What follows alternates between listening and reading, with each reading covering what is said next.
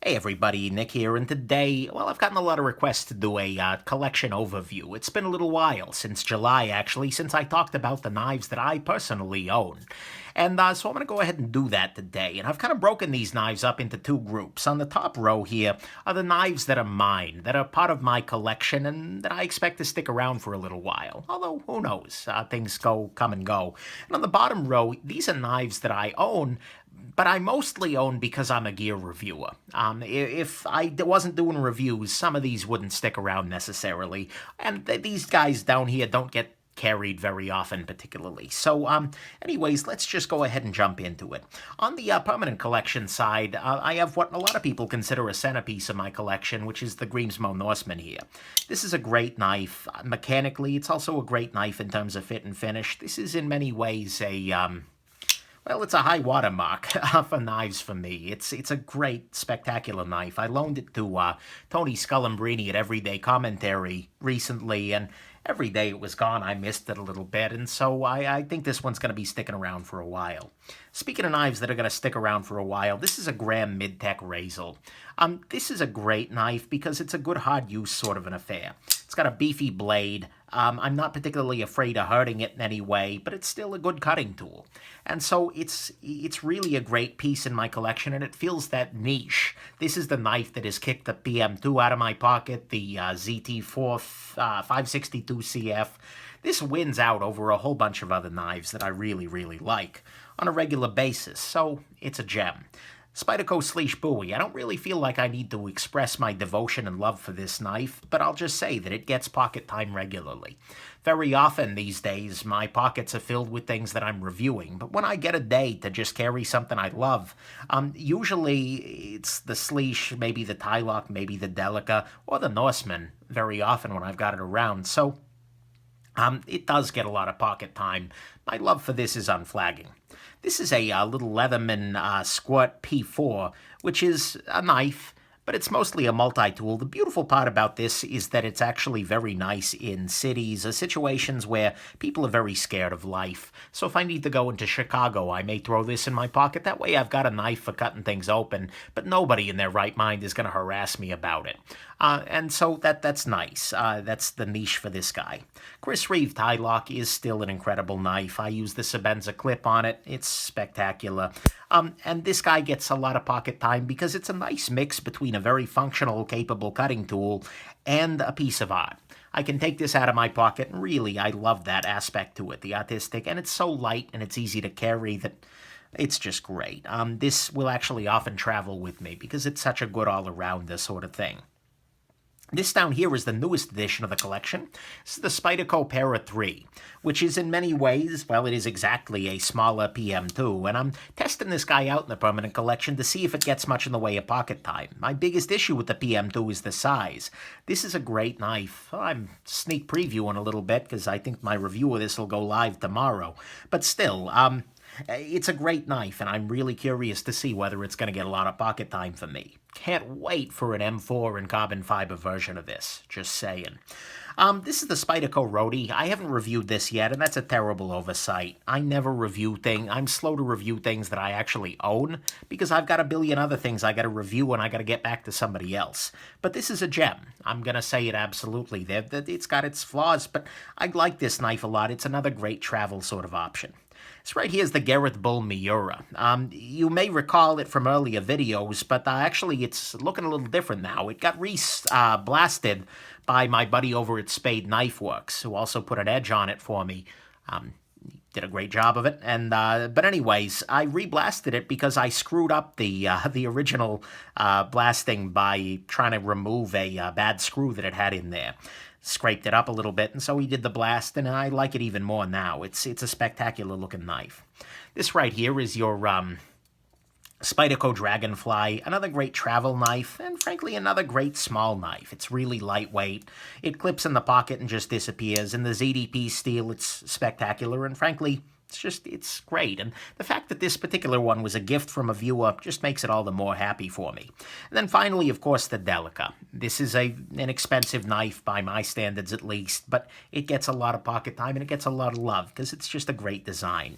It's not the most ergonomic thing in my collection. It's not, the highest end, but by God, it's great. So I love the Delica very much, and so it's sticking around very much. On the just for review side, like I said, these are knives that I don't tend to carry, although I'll occasionally carry the Rat 2.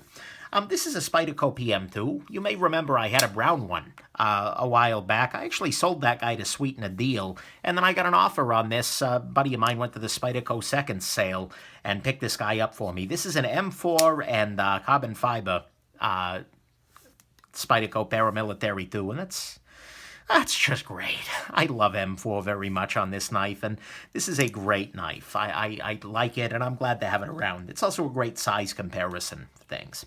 This, of course, is the Z-Hunter. This is a terrible, terrible knife. I mean, some vertical blade play here. The stop pin fell out, but it's a joy for me. And it's come to represent a symbol of my channel, which is probably very disturbing to me. But, there it is. It's the ZT452CF. It's a big knife, it's a murdery knife, it's a crazy knife, but it's a great point of comparison, both for size and for just overall technical skill. This is a beautiful knife with probably the best action I've felt in a production knife. So that means something. This is a good benchmark for me to use in my reviews, both in terms of murderosity and in terms of just action. This right here is a Medford Marauder. And I know what you're thinking. One of these things is not like the other, which one doesn't belong. But this was gifted to me by a viewer. And in many ways, I don't know what this is yet. I'm pretty sure it's not a knife. I don't think it's a pry bar. I'm going with sculpture lately. But whatever it is, there's an appeal to it for comparison. I mean, I love comparing, for instance, the thickness of the Marauder to the Spyderco Rhodey, and that the Marauder's blade is about the thickness of the Spyderco Rhodey. So it's great for that comparison. I'm gonna do a review, and once I do a review, I'll probably sell it or do something along those lines. But the fact that I was given this in a very generous act by a viewer who really hated this knife means something to me and makes me smile every time I see it, even if it is completely ridiculous. This is a G10 Dragonfly. I own this guy. I was gifted this by a viewer as well. One of these days I'm going to try doing a blade swap on him. Although I've struggled with that in the past. I may be able to get it right the second time, but it's another good point of comparison, both in terms of weight and small beefitude, small utility. Great knife in the collection here. And then, of course, the Ontario Rat No. 2 and Rat No. 1. The Rat 2 won my Best Budget Knife Award 100%, and the Rat 1, especially in D2 steel, represents one of the very best inexpensive knives you can buy. If you're looking for a knife under 50 bucks, this is the correct answer. Everything else I have tested does not best this knife. So that's kind of the one to beat in a lot of ways. In terms of value and, well, it's a great knife, honestly. And these two together actually make for a great travel package because they're both inexpensive, but you can carry this guy and keep this guy at the hotel for cutting up food prep, that kind of an affair. Great slice. These are just gems. So anyways, this is the current state of the knives that I own. There were other knives that I own, but are probably not going to be sticking around for long, or I just own them for review. Got a whole, drawer full of knives that I'm planning to review one of these days when I get around to it, but I've got loaners elsewhere. And, there are some knives that I now currently own that are for sale. For instance, I'm selling a lot of my knives through my Patreon, so that way subscribers on the Patreon get the first shot at anything I do tend to sell. But anyways, so there are some knives that I technically own but aren't on the table, but this is what I own and what I kind of love for certain values of love. And so, yeah, there you go. A couple of notable absences here. The Shirogorov Neon is a knife that I like a lot, and I'm going to do a full video follow-up review on it shortly here. But it's a knife that I found I'm just not carrying in the wintertime. The clip is just not good for Michigan winters. Thick fabric, it doesn't work, and ultimately I realized I was more in love with the action of it than I was with the knife itself, and so I realized I wasn't carrying it much. I lent it out to somebody and I didn't miss it, and that means that although it's a knife I'd love to own for the long term, I can't afford to just own things I'm not carrying, so by and large, well, it had to go down the road. I'm trying to think if anything else left the collection that's worth commenting on here. Well, if you think of something, go ahead and ask it in the comments here. But anyways, that's where I stand here in January of 2017. We'll see what I look like in July or in the time after. There's some new stuff that's going to be coming in, I hope. I'm on the list for a Greaves Morask, pre-ordered on that. Looking forward to it. I'm on the list for a Smock SK23. Hoping to go a little bit thinner than that. I got a full review of the regular version already. I've got, let's see, I'm going to be doing a Laconico EZC, which looks pretty good, one of their mid-techs. I'm going to be hoping for something smaller from a Lamech when they get around to that.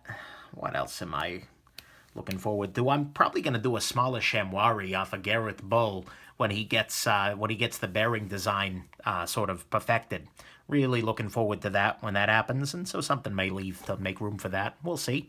And, I always got my eyes on the next thing, but I'm probably going to be doing a lot more production, going to be doing a lot more, trying to find really excellent mid-tech production knives in that sweet spot. Not much more custom, not much more cheapy sorts of stuff. So, yeah, that's the direction you can expect to see the channel go in 2017. Very firmly towards the high and mid-range, the high end of the mid-range, but not too high end, and not too low end. None of those are super appealing to me. So, there you go. Hope this was interesting, and, yeah, got any questions, throw them in the comments, but otherwise, just have yourselves an absolutely wonderful rest of your day, and you may want to keep the Z-Hunter away from your gems if you win it in the giveaway coming up Sunday. Last chance to enter, by the way. Bye now.